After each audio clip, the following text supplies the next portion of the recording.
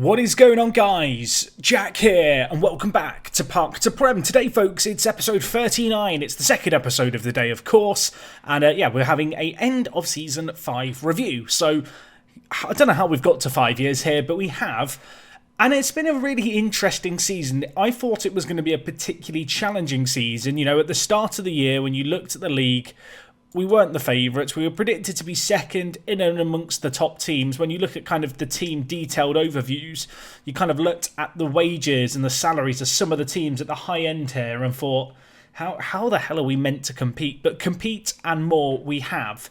And I don't want to say that's been down to one player, but I feel like when you look at the team overview, just on the home screen here, there's one player who didn't join until halfway through the season who dominates a lot of these areas, and that is Manasseh Mampala. What a player this guy's turned out to be. With obviously Leighton Stewart's season-ending injury way back in October, we needed a man to fall upon, and well, he'd been at the club a little while at the time of the injury, but in the 27 games he's played for us, he's just been absolutely top draw. You can see 16 goals, 4 assists.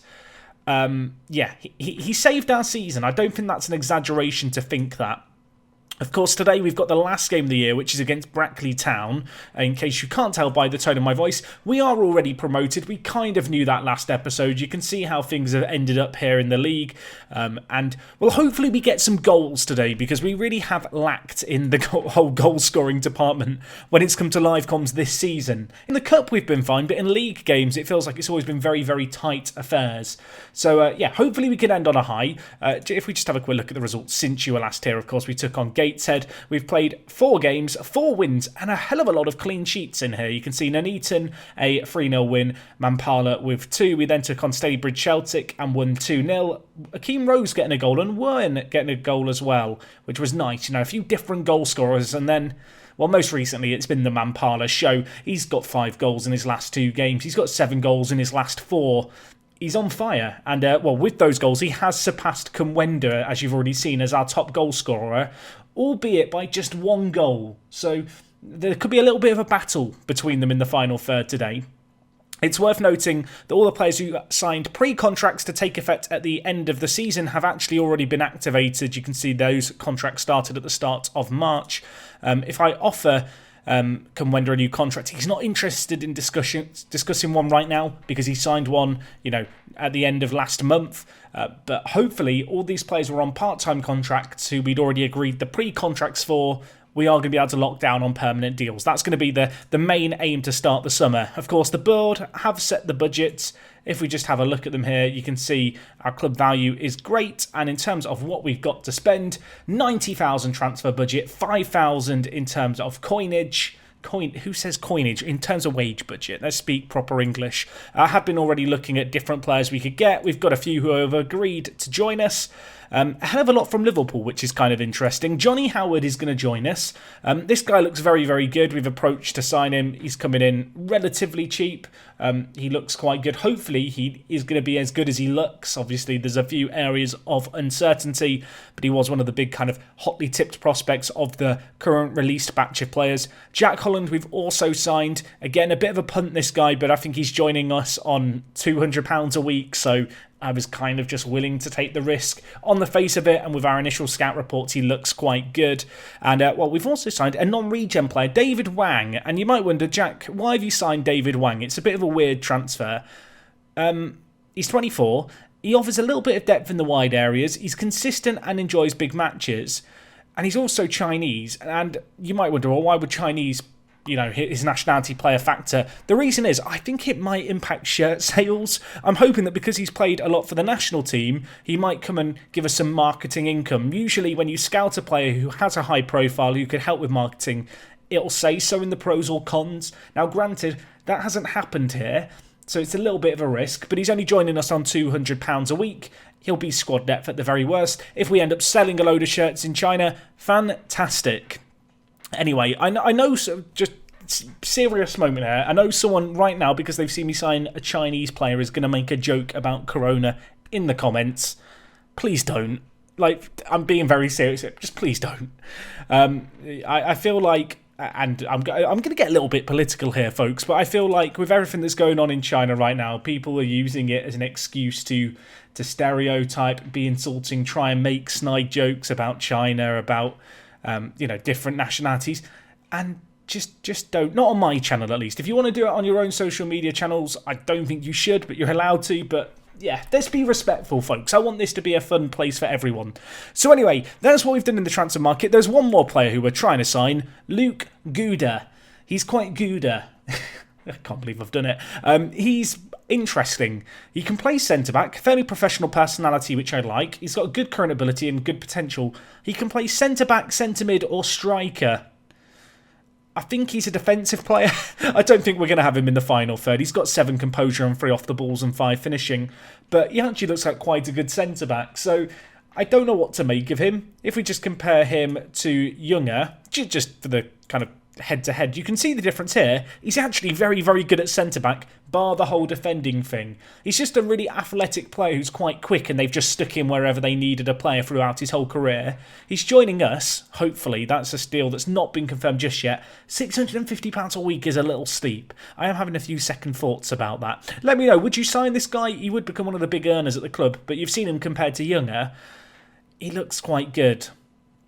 We'll have to see. We'll have to see on that one. Anyway, they're the dealings that we're trying to do. I have been trying to snipe a player away from Bolton. Russell Shuttleworth, he looks very, very good. His contract's actually up at the end of the year. I've been trying to get them to kind of release him for a cheaper fee. I don't think it's going to happen. So, yeah, we're going to wait until the end of May and then try and approach him on a free transfer and see what we can do. But he looks like quite a good player for this level. So, a maybe.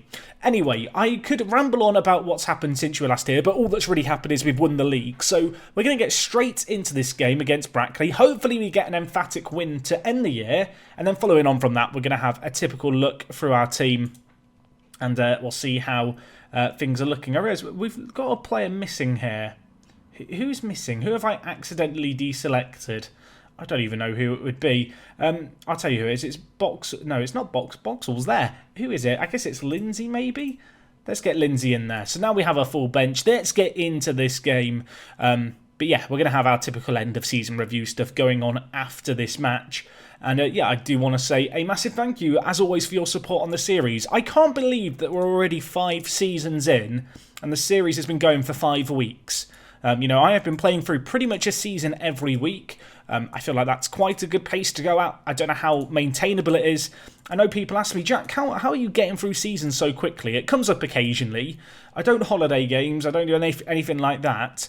It is just pretty much down to me playing the game a lot. There's no secret. I play about 2 to 3 hours a night on average. It takes me about 15 to 20 hours to get through a season. So yeah, there's the secret. Just play the game a lot, folks. Richards, I don't know why I said that so excitedly. 28 goals for the season. Sorry, who are you? He must be the top goal scorer in the league with 21, right? Or close. Okay, he's joint top and he's just scored against us. Does he have insane free kicks? I mean, how are Brackley Town so far down the table and this guy's scored so many goals for them? It's not the craziest free kick. I feel like Joe Hans could have done a little bit better, but alas, it's found the back of the net. We have to come back, folks. I was complaining about lack of goals in the kind of end of season, well, in the last few kind of league games. It's all turned around here, although maybe not for the better, because we're the team very much on the back foot here. Brackley Town causing us all kinds of issues in the early stages here. We have had slightly more possession, but we're struggling to craft out anything in their own half, although Wern here trying to change things. Down on the right to the left back. You'll notice that Stephen with a P, I've just started calling by his actual name. I feel like it was too much of a mouthful. He'll always be Stephen with a P in our heart. Anyway, Jones here, who has slowed down his goal scoring, but then everyone else, including mostly the strikers ahead of him, have kind of got better at goal scoring, which I guess is good. There was a point, of course, where he was averaging a goal every other game.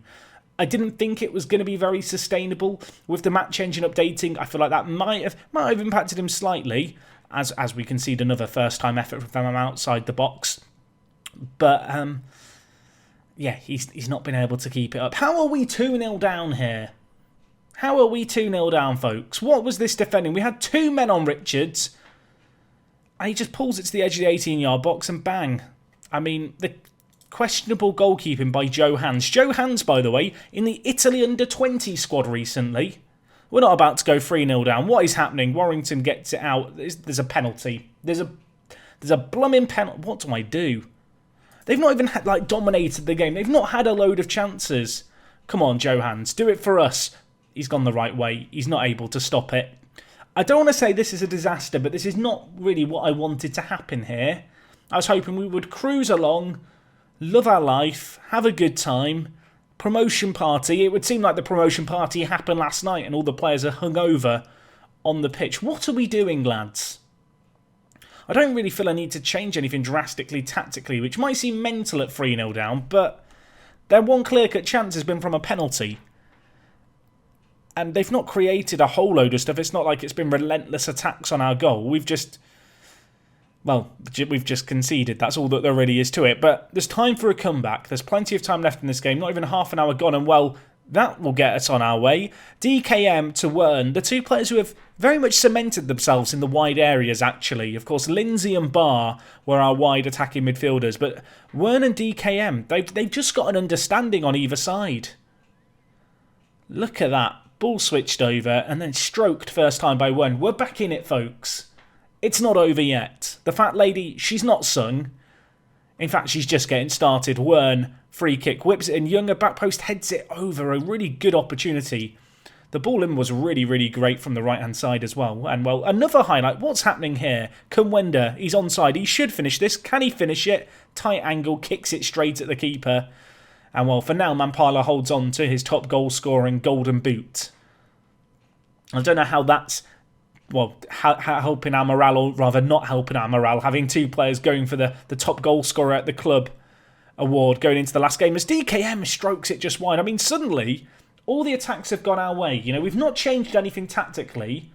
We've gone 3 goals down and suddenly we're on the attack. This is the 4th highlight in about 6 in-game minutes. And I think it's going to be in our favour as DKM, he's on a wander. The left inside forward really going inside that time. Now with a Dunstan to Chapman. DKM flicks it on. What has the keeper done? I mean, it went wide. I'm not entirely sure what happened there. That just looked weird. Wern with a free kick. Dinks it. Kumwenda heads it over. I mean, we can't complain about a lack of highlights in this game, can we? We are on key highlights as well. I feel like that's necessary to point out at this point. We're 3-1 down, but we've had all the highlights in the second half there.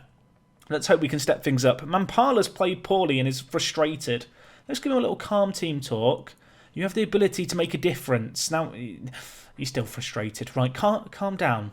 Calm down, man. It's going to be okay. Or should I say calm down, ma'am? Not man, because it's Mampala. No, okay.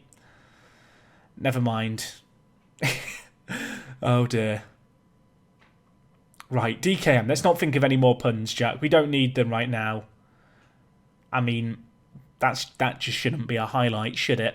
What was that? What was that? What have I just witnessed? He ghosts inside from the left and then just spoons it wide. And now Jones has got injured. It's a disaster. Boxall to come in. We'll see how he does. I'm going to take off Mampala. I'm going to bring in Gary Burke. I feel like there's been a few calls in the comments for Burke to play more. Don't get me wrong. You know, he's chipped in with some useful goals here and there. But a lot of his goals have come against weaker opposition when we've rotated him in. And when I have given him limited starts against better teams, we've not seen crazy impacts. And off the bench, he's not shown crazy impacts. We'll see if he can make anything happen today. And also, Boxall coming on. He can whip in a ball of quality, can Boxall. So keep a keen eye on him. With half an hour left in this game, you would not put it past us to come back in this game, given how things have played out. We're creating a lot. We've not been invulnerable at the back either, though. That's definitely worth noting. We have the ball deep in our own half here, or I guess not deep, shallow in our own half, is what I'm looking to say. Kumwenda hits it. Foster holds on to it on that occasion. I mean, ever since they scored their 3rd goal, they've really not done a great deal. But that almost makes it more annoying. I mean, watch them score now. Gannon, nice tackle. Don't give the penalty, ref. Not this time, and not another. That's all I ask. Gannon to Warrington. They've got their own little private game going. I mean, this is lovely stuff, boys, this passing around the back. We're 2 goals down. We are 2 goals down. We could probably do... There we go. That's what we need. Okay, maybe not straight to their left back, but yeah, a bit more directness about our play. I should probably make some tactical changes. And okay, never mind. Never mind. What's happening? What has happened this game? Oh dear. Every time I feel like we've turned a corner, we have a game like this where like the long shots just feel like they fly in, and then we don't get one of our own. That's it. That's it. Right. We've got 25 minutes to turn it around. So let's stick our wide men on attack. In possession. More direct and higher tempo. In transition. None of this passing to the defenders. Over the... actually to flanks. Yeah, let's go to flanks. Let's go to the wide areas. Where our wingers are. And then in transition is fine. Close down more, boys. Close down more. Offside trap it. Very attacking. As my grandma once said, sometimes you've just got a YOLO. My grandma doesn't know what YOLO means. So she's never said that. That's a lie. I'm sorry. I'm sorry, everyone, to ruin the illusion. Anyway, DKM, give us an illusion. Where are you going? Lays inside to box or shoots. Oh, could this be something? Chapman. Oh, my. Their keeper has distributed that very quickly there. To the point where I was scared they were just about to hit us on the counter-attack. We will live to fight another day here. And while Kumwenda tries to flick it on, for some reason, even though we're 4-1 down, I feel like there's a comeback on the cards here. We have been the better team. That there is no denying. Wern, what can you do? Options on ahead.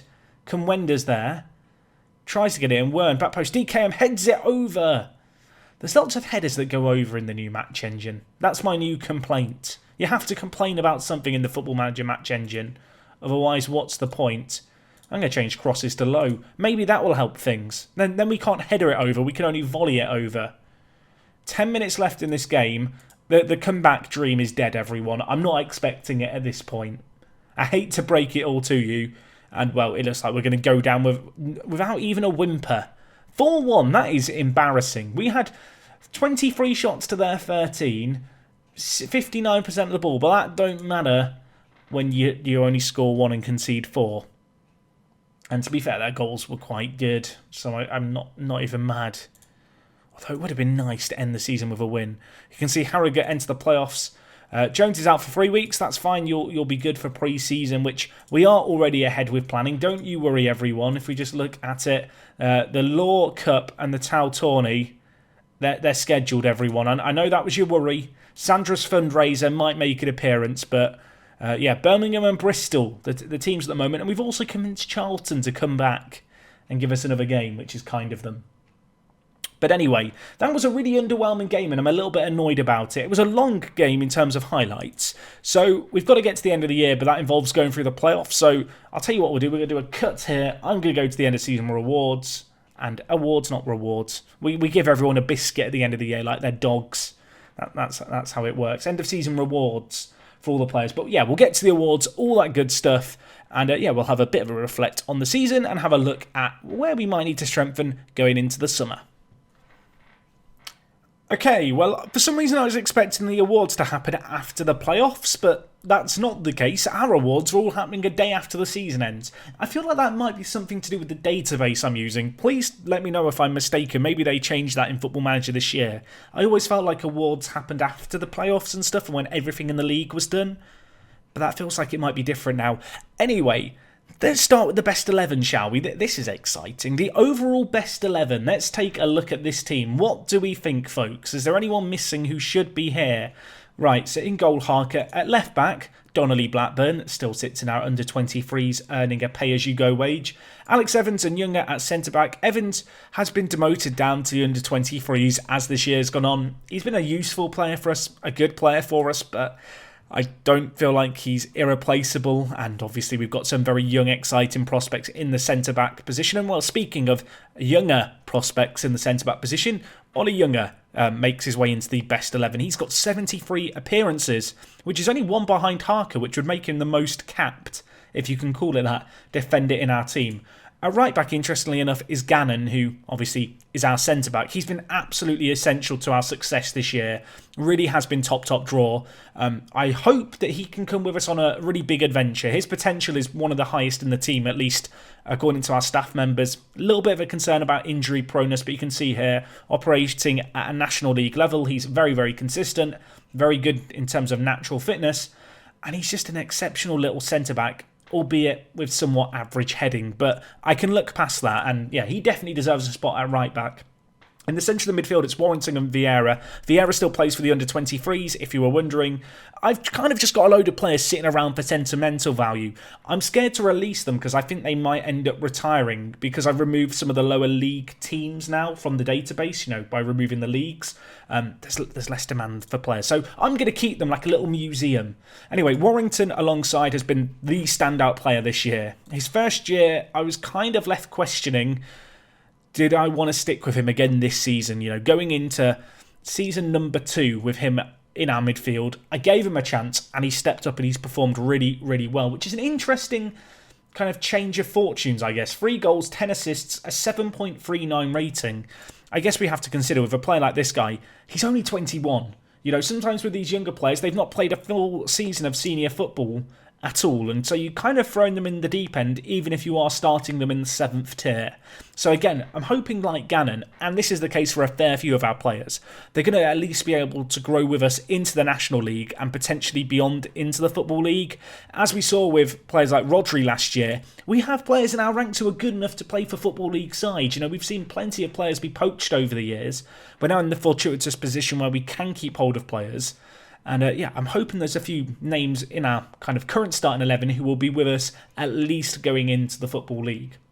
Higher up the pitch, Kit Elliott and Sonny Best. Obviously, Sonny Best down in the under-23s. Did he play this year? No, he didn't. I mean, he played last year 5 games and that's what happened. And then he got that really long-term injury. I feel like his days might be over, everyone. But 125 appearances is the second highest out of everyone here. Obviously, Kit Elliott has done fairly well, was playing for Baseford, who were in the league that we're in this year. Actually got a few assists against us, which was annoying. And then Kumwenda and Ferguson up top. Ferguson still in the under-23s, but much like Sonny Best, he's hit his threshold. He probably hit his limit last year. He's in the Towlaw Town under-23s museum exhibit as one of our great players. Kumwenda, 168 appearances, now the standout player, I feel like, in this entire team. Had another fantastic year, second highest goal scorer in the squad. He has also scored for the national team of Malawi, if you were wondering. So that's good as well, a little progress being made there. I would love to get our training facilities upgraded, and while we've already got that happening, maybe he can show a few signs of improvement. Anyway, the rest of the team, Joe Hans, Mr. International, Zinger, Boxall, Leighton Stewart. I didn't realise how many games he'd played for us. Of course, he's missed pretty much the entirety of the last 70% of this season, probably. He could have easily kind of surpassed Sonny Best. That's not been the case. He is a player who I do want to keep around, though. I want to offer him a kind of permanent contract as soon as possible. He's shown some decline, especially in his physicals with his injury, but he's still a very technically gifted striker. Certainly think he's got something to offer us in the immediate future.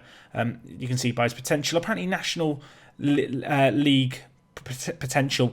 I feel like he's beyond that, to be honest. I feel like he's already a National League quality player. I feel like you have to kind of take your assistant's judgment sometimes with a grain of salt and kind of trust your own instinct. Anyway, Midgley, the absolute babe, and Akeem Rose, the other 2 players here. And in terms of the best 11 for this year, this was the team. Joe Hans in goal, Chapman and Dunstan in the full-back positions with Younger and Gannon out wide.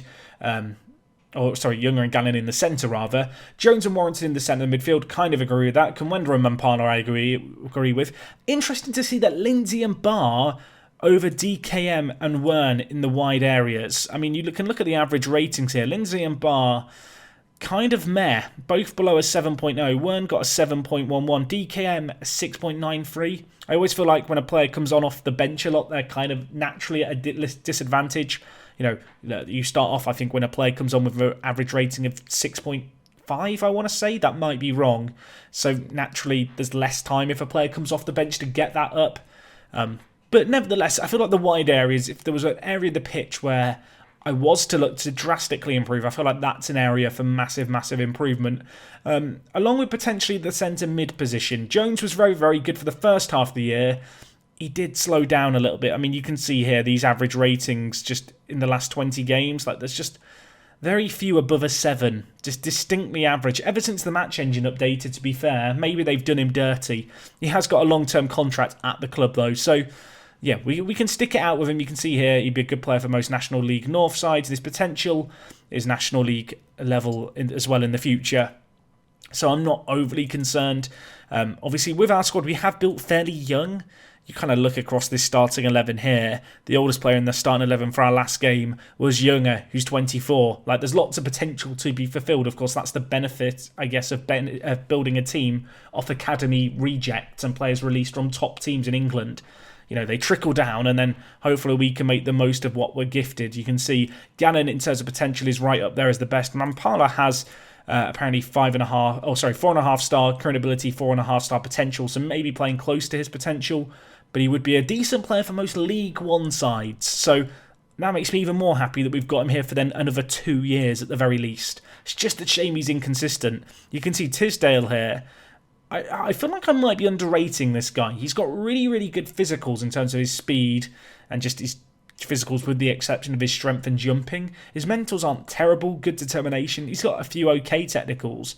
And also, well, the staff think he's got quite good potential. Maybe that's a bit of his reputation having come from Manchester United shining through, I guess. But anyway, that was the overall best 11. You can see here, Fans Play of the Year, Warrington, interestingly enough. So there you go. That's a bit of a curveball. The fans starting to like him, which is nice, becoming a fan favourite. I've noticed that ever since we added a face in the face pack of him, he's played better. Maybe that's the secret. If a player's ever underperforming for you, just install an individual face of that player. You can see here Mampala and Kamwenda not too far behind in the voting, although it was kind of a free horse race. Wern got goal of the season. I already know what this is. I believe this is a free kick in a game where we had a man sent off and Ashton drew level to make it 1-1 and he bent it in. There you go. Yeah, that was to win 2-1. That was quite a big result at the time. Down a man, Younger sent off. I can remember it like it was yesterday. That was a little against the run of play. Mampala signing of the season, you can't really argue with that. And Warrington, Young Player of the Year. Season review, we were expected to be in the running for a playoff spot, but we ended up top of the pile.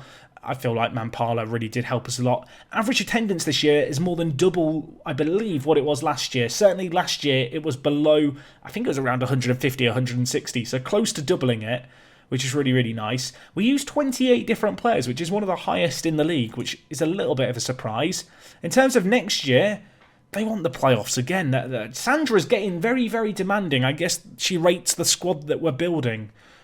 We are predicted to do good things, I would assume, based off that. You can see training facilities are going to be improved and completed. Hopefully that's going to see us turn a corner.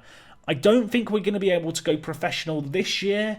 I think we probably need one more promotion to actually stand a chance of getting to professional status. You can see here a quick look at the dynamics of the club. Everything is absolutely fantastic. I feel like we've built quite a good squad in terms of depth, in terms of players playing time expectation. It's not like we've got two players who play the same position who we've promised a ton of football to, which helps with rotating things. You can see the hierarchy here. Younger and Kamwenda considered team leaders. Stewart and Warrington considered influential players. This is quite nice because a couple of years ago you would have looked at this chart and you would have seen Ferguson and Sonny Best right up here, which was fine, but because I know they're not going to be here in the long term, it was always going to be a problem, that transition period, whereas I feel like we've now got through that transition period, and a few of these players, the likes of Younger, Kamwenda, in fact all four of them, players who I can definitely see being here until at least League 2 at the current rate we're going. So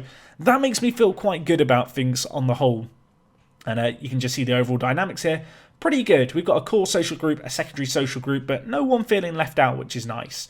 Anyway, team meeting. I'm going to tell the players, I kind of want to say playoffs. If we make the right additions, we can make the playoffs.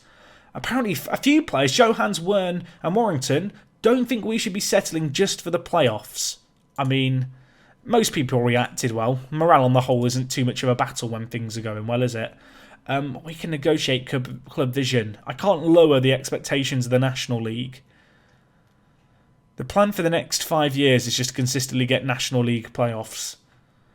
I mean, we've got 5 back-to-back promotions, but the next division is going to be another big step up. We already felt it a little bit this year just when it came to the finances on wages. The fact that you had teams like Gateshead with 2 times the wage total than us. And even, I think, in the case of Harrogate, theirs was something like 3 times as much as us. Like, that is a big hurdle to overcome. But we are well on the way to doing that. But that is going to become a bigger issue even more so next year. You know, a few teams coming down from League 2, they're going to have massive budgets compared to us. It's going to be an interesting one. You can see here a little season injury report. There is one injury that stands out massively amongst all of these. It's Stewart. The good news is he's back in 4 to 7 weeks. So he should be back for the start of next year, which was actually an immediate concern to begin with. Anyway, you can see here Gouda. I don't know if I want to sign this guy, just because he's on a lot of money. I'm going to delay it, and I'm going to think about it. We might sign him, we might not. Tom Wood of Stoke City is a player who's on our shortlist of players expiring. Of course, I am doing the yearly shortlist of players expiring. There's 383 players that we are keeping an eye on with contracts expiring in 2024. There is a few here who are probably very, very good. There's a few here who I'm now noticing I've not scouted. So let's do that really quickly right now. We don't have, what happened to our scouting budget? We've used it all, probably scouting all these players. The good news is we've got lots of surplus scouting transfer budget. Do I have to reselect these players now? Are you really making me do this? Thank you, Football Manager. There's a few players outside the range. You know what? £5,000 YOLO. I've just said YOLO. And ironically, please help me. £950. Yeah, go on then. I could definitely do this off screen, but I want you to see the grind that I'm on in terms of monitoring players. I've always got my eyes on players, and then we're already at players we've already scouted here who aren't very good. But yeah, there's some good ones here. I'm hoping with promotion, it might open up a few opportunities for the kind of players we can realistically sign. That is something that we will have to cross as the summer goes on. Obviously, it's still only April. It feels weird that our end of season stuff always comes through so soon, but that's just the way apparently it works here at Towlaw. Sandra likes to be organised, I guess. Anyway, before we end today's episode, just a quick overview of the squad. General thoughts and opinions of where I feel like we could strengthen going into next year. I feel like Wern and DKM on paper should be 2 positions I don't need to worry about, but at the same time, they've not put in the craziest of performances. In terms of strikers, Mampala, Kumwenda, Burke and Leighton Stewart, I'm pretty happy with. Obviously, we do have Akeem Rose, so I didn't give too many opportunities to this year. He's a good player. You can see a good player for most teams in our division. But there may well be a few better options out there. I didn't really rotate things as much this year. Obviously, we did play more league games this year than previously. But it was a little bit more, I don't want to say relaxed, that's not the right word, but in previous years I felt a need to rotate. We played a lot of games in early on in the year, and then it slowed down, whereas this year it felt a bit more like a normal season. Going into the National League, it's a 46 game season. You can see here how things are looking. Interestingly enough, Barnet being relegated, that's not a small team really to go crashing down. They were, well, you can see here, they were relegated in 2018 from the from the League 2. They've never really recovered and struggled down at the bottom. I wonder if they have a few players worth keeping an eye on. You can see the kind of wages they're offering players I could only really dream of offering. I would love to go professional in the summer. I don't think it's going to happen, everyone. I would like to believe that Sandra might get her hand in her pockets, but yeah, the overall balance, it's taken quite a tumble. Since the cup run ended, you can kind of see that we are spending quite a lot of money. The wage budget, by the way, that we've been set, 17,500, seems crazily high, considering that we're currently spending £12,000 and we're losing as much money as we are. So I might be a little tentative to spend that wage budget. But yes, in terms of positions, I feel like a wide midfielder or two would maybe be good for a bit of more strength in depth. There's players like Harrison who were at the team last year, who started semi-regularly. This year I just had no confidence in him coming into the team and performing, so he just never really played for us. Similar story with Aaron Sabia. Played 1 or 2 games and did okay, to be fair, when we played him, but going into next year, I would rather get someone new in that might be a little bit more of a punt but has a chance at being a little bit better, rather than someone like Devontae here, who, don't get me wrong, he's been a perfectly serviceable squad player for 3 years, but I feel like he's kind of hit his threshold this year, and there's some players who have hit their threshold and I've held on to them sentimentally. Aaron Tabir, unfortunately, not one of those players. Definitely worth considering as well the fact that we have got players with transfer interest in them. Players like Addons wanted by Notts County. Kumwenda is wanted by Morpeth on a free. Go away, Morpeth. I need to give him a new contract. As soon as he can start discussing, I'm giving him a new contract. But yeah, we certainly can't discount the idea that we might get an offer like the one that we got previously for Rodri. You know, that could very much happen again. It might be a case of that I can't reject it and the chairman accepts it or the chair lady accepts it. I would definitely want to keep hold of Gannon and Mampala. If an offer came in for Burke that was a bit too big to refuse, I'd probably take the money just because he hasn't played super regularly this year. But at the same time, it's very difficult to judge things because some of our players will gain interest, some of them won't gain any. And at the level that we're at with how low we are, our reputation's quite low, so it feels kind of random as to whether or not our players get discovered. You'd think with a promotion that would be the case, you know, that players would get noticed, but well, at least from my experience playing Football Manager, it tends to be fairly, you know, random. Anyway, going into next year, we've got some cool stuff coming on. Improved training facilities. The stadium is being expanded as well. Hopefully these are both going to get approved and we're going to get the money for them. We'll have to wait and see if that happens. The board, though, very, very happy with what we've achieved this year. I feel like for me, the big area of concern is the wide attacking midfielders. Maybe an additional wing-back. Maybe someone who could play either side. Chapman and Dunstan have been fine. They've not been super standout, but then I don't necessarily expect that from our wing-backs.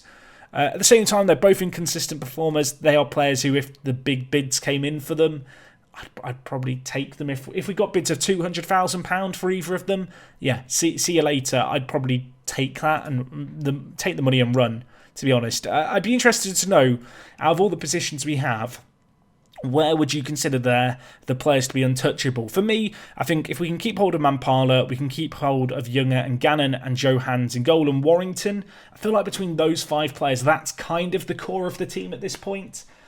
And if we still have them going into next year, we'll be in a nice little position. You know, we can look to strengthen around them. But anyway, guys, I've kind of rambled on for long enough. You might be able to tell my voice is a little raspy. This is what I get for recording so many videos in a week. But again, thank you for your support. We'll be starting season number 6 next time for episode number 40. I hope to see you guys for that one. If you have enjoyed today's video, do drop a like on it. I know these kind of videos, they're a little bit polarising. I feel like it's nice just to bookend a season, ramble away about my thoughts with the squad building, where we're going as a club, and just have a little bit of a heart-to-heart. So, yeah, let me know if you enjoyed. I'll catch you guys on the next one. Season number 6, Vanarama National League. Here we come.